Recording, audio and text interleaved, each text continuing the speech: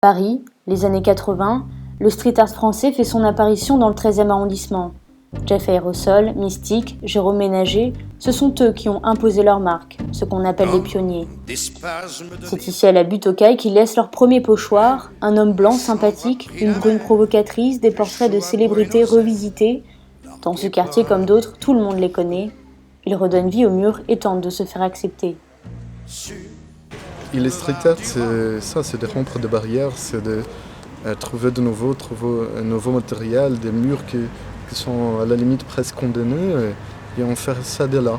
Le street art a beau embellir les murs, il est illégal. C'est à la tombée de la nuit que les pionniers s'activent à bomber et repeindre la capitale, jusqu'au jour où ils décident de limiter les gardes à vue et les amendes et d'exposer leurs œuvres dans les plus grandes galeries de France. En 1984, Jérôme Ménager fait voyager son homme blanc à travers le monde, Chine, Italie, Mauritanie, Gambie, Sénégal et États-Unis. Comme un messager pacifique au visage blanc mais de toutes les nationalités, il prête à sourire et à penser. Tantôt preux chevalier, tantôt amoureux transi, l'homme blanc multifacette attire tous les regards. Moi je suis contente d'avoir Ménager ici parce que Ménager est très populaire et très aimé. Les gens viennent et disent c'est tellement sympa de le voir là, près, on peut le toucher, le regarder, l'acquérir. Et ce bonhomme blanc est formidable, il nous suit partout. Il fait partie du paysage. Pour Jérôme Ménager, comme pour ses confrères, exposer en galerie ne signifie pas quitter la rue pour autant. Sur des volets, des ardoises, des tôles d'acier, l'artiste se sert des objets qu'il trouve par terre. Il se les réapproprie pour en faire des toiles. Elles se vendent aujourd'hui sur le marché entre 4 000 et 20 000 euros.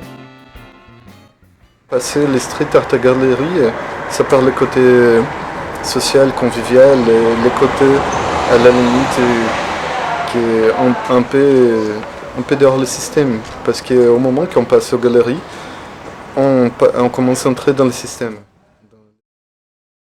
Le street art dans les galeries, je trouve que c'est une belle chose, parce que ça permet aux gens qui sont fermés en voyant ça dans la rue. Donc ça permet à ces personnes-là de s'y ouvrir en allant voir ça dans les expos. Le street art, l'art de rue qui suggère un message, attire toujours ses fidèles 30 ans après. Les nouvelles générations, Nebe, Space Invader, Dacruz et les collectionneurs, simple moyen d'expression ou véritable contre-pouvoir dans une société moderne, libre de s'exporter, ils se réinventent chaque jour avec la créativité de chacun, en Angleterre, en Allemagne, en Espagne, au Québec, en Russie, en Algérie et en Égypte. Le street art est éphémère mais restera longtemps dans les mémoires. Le ciel,